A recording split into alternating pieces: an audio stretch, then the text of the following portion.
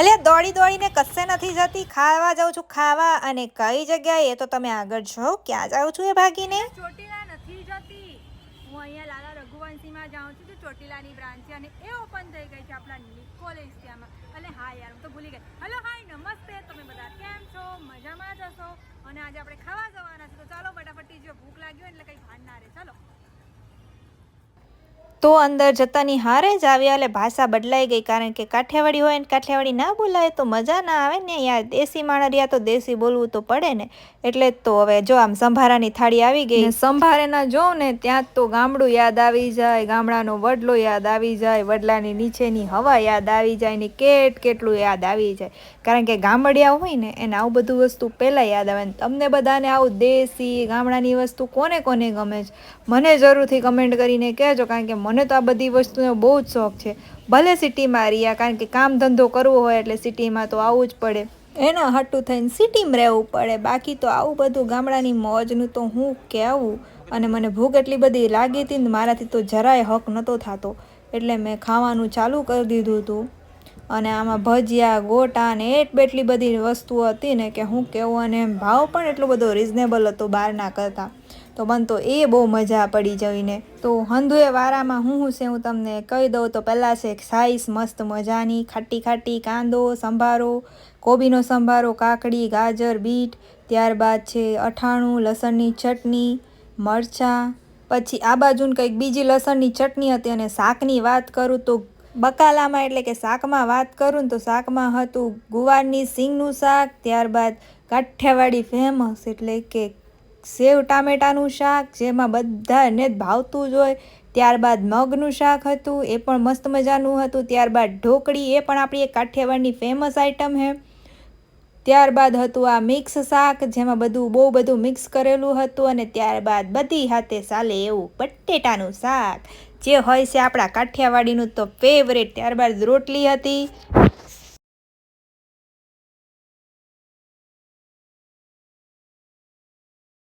ત્યારબાદ છે આ ભજીયા અને ભજીયા જોડેની ચટણી. અને ત્યારબાદ છે આ બાસુંદી, જે હું નથી ખાવાની એટલે પહેલાં જ આપણે બાજુની પ્લેટમાં તો આને આપી દઈએ.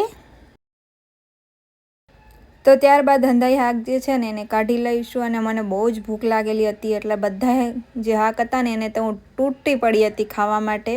તો બધા એને ફટાફટી મારી ડીશમાં હું કાઢી લઉં છું.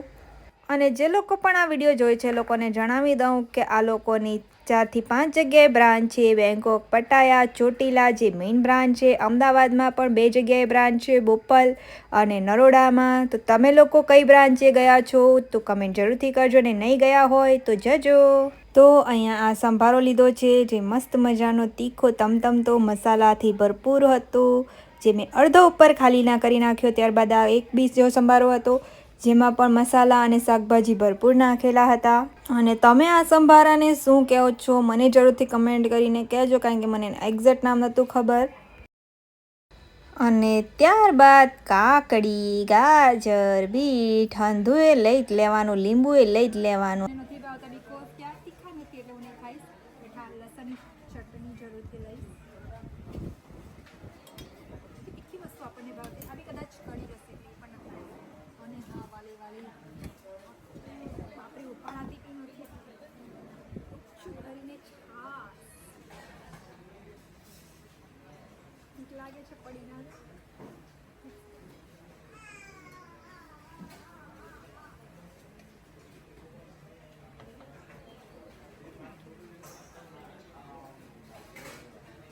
તો ફર્સ્ટ આપણે ટેસ્ટ કરીશું.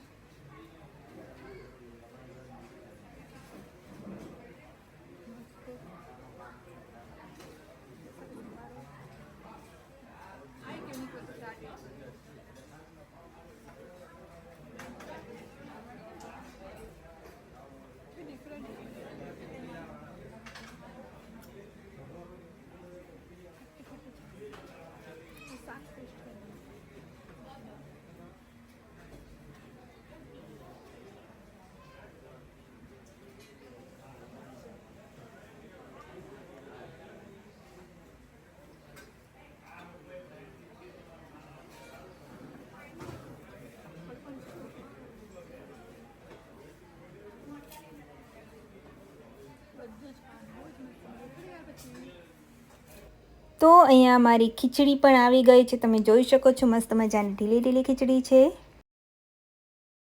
ત્યારબાદ કઢી પણ આવી ચૂકી છે અને હવે ફટાફટી ખીચડી કઢી બંને ટેસ્ટ કરી લઈએ કે કેવી છે. સારી છે, મને એવું હતું કે મીઠી લાગશે.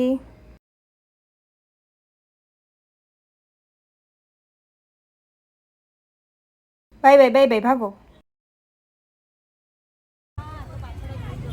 કઈ નહીં, કેવો લાગ્યો વિડીયો? અને હા, વિડીયો જોઈને કમેન્ટ જરૂરથી કરજો કે તમે ખાધું છે કે નહીં.